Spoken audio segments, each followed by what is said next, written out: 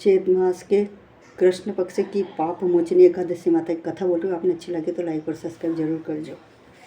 यूँ तो सभी एकादशियों के व्रत पापों को समाप्त करके अनंत पुण्य प्रदान करते हैं, परंतु चैत्र मास के कृष्ण पक्ष की इस एकादशी का व्रत तो जन्म जन्मांतरों के पापों को नष्ट कर देता है। सभी प्रकार की समृद्धि, सुख और अंत में मोक्ष प्रदायक इस एकादशी को भगवान विष्णु की पूजा आराधना करने का शास्त्रीय विधान है। अब तक सुनाई हुई कथाओं के लिए भगवान श्री कृष्ण का भांति भांति से साधुवाद करते हुए धर्मराज युधिष्ठिर ने कहा, हे माधव, चैत्र मास के कृष्ण पक्ष की एकादशी का नाम, विधि विधान और महत्व के बारे में बतलाइए। यह भी बतलाइए कि इस दिन किस देवता की और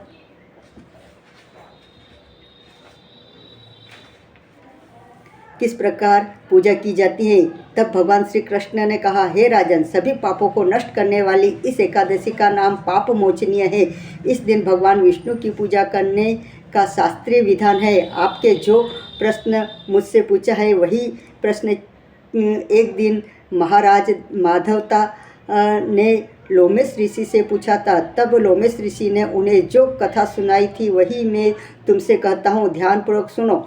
देवताओं के खजांची कुबेर के बाग का नाम चित्ररथ था। उस बाग में गंधर्वों की कन्या किन्नरों के साथ विहार करती थी। अनेक ऋषि मुनि भी वहाँ तपस्या करते रहते थे। स्वयं देवराज इंद्र भी चैत्र और वैशाख मास में देवताओं सहित वहाँ आकर क्रीड़ा किया करते थे। वहीं अपने आश्रम में मेधावी नाम के एक ऋषि भी तपस्या करते थे। वे शिव के परम भक्त थे। एक दिन में मंजू घोषा नाम की अप्सरा ने ऋषि को मोहित करने का विचार किया। वह भय के मारे उनके समीप तो नहीं गई, परंतु दूर बैठकर वीणा पर मधुर गीत गाने लगी। उसी समय कामदेव भी मेधावी ऋषि को जीतने के लिए वहां आ पहुँचे। उन्होंने उस सुंदर अप्सरा की भौहों को धनुष, कटाक्ष और डोरी, नेत्रों को संकेत और कुचों को कुरी बनाकर मंजू घोषा को सेनापति बनाया। मेधावी ऋषि भी युवा एवं हष्टपुष्ट थे और साथ ही यज्ञोपवीत तथा दंड धारणीय किए हुए ब्रह्म तेज से युक्त भी।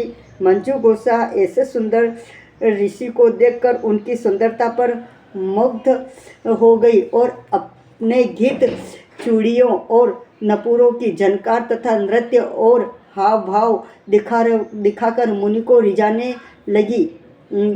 कुछ समय तक वही क्रम चलता रहा और अंत में कामदेव ने ऋषि को पराजित कर दिया।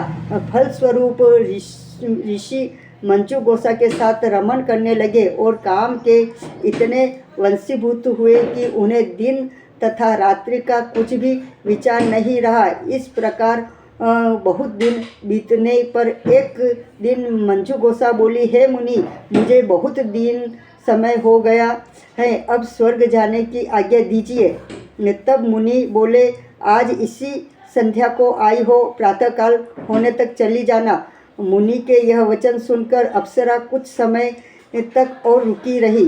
कुछ दिन बाद उसने पुनः मुनि से विदा मांगी तो मुनि कहने लगे कि अभी तो आधी रात भी नहीं हुई है, कुछ समय और ठहरो। अप्सरा ने कहा, महाराज, आपकी रात तो बहुत लंबी है, आप जरा स्मरण कीजिए कि मुझको यहाँ पर आए हुए कितने वर्ष बीत गए हैं। उस अप्सरा की यह बात सुनकर मुनि ने समय का विचार किया तो ज्ञात हुआ कि अप्सरा के साथ रमण करते हुए उनको 57 वर्ष 7 माह और 3 दिन बीत गए हैं।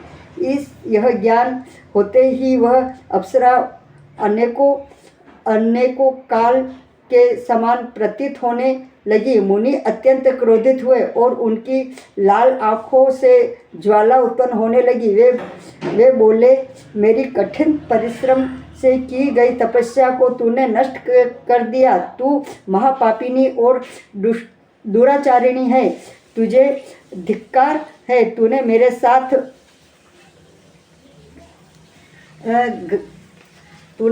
साथ घात किया है, इसलिए मैं तुझे श्राप देता हूँ कि तू पिशाचिनी हो जाए। मुनि के श्राप से मंजू गोसा उसी समय पिशाचिनी हो गई।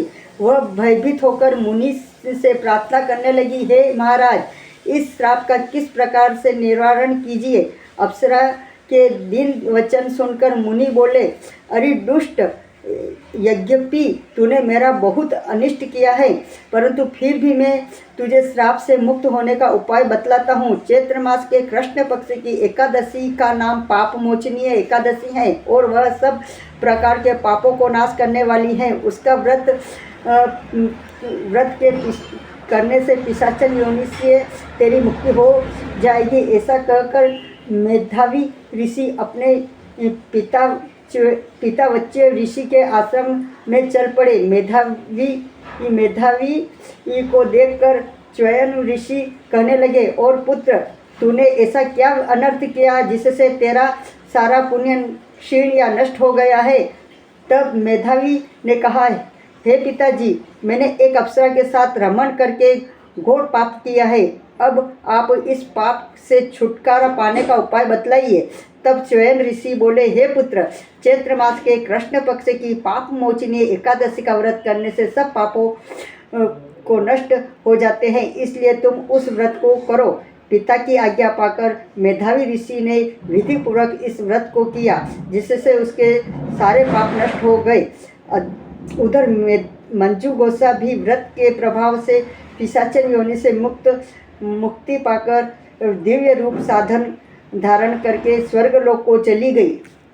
लोमेश ऋषि बोले, हे राजन, पाप मोचनीय एकादशी के व्रत को करने से सब पाप नष्ट हो जाते हैं। इस कथा को सुनने तथा पढ़ने से 1000 गोदान का फल मिलता है और इस व्रत को करने से ब्रह्महत्या, गर्भपात, पुरापान, सुरापान, गुरु पत्नी से प्रसंग आदि जैसे पाप भी नष्ट हो जाते हैं और अंत में स्वर्ग की प्राप्ति होती है। श्री पाप मोचनी एकादशी महारानी माता की जय।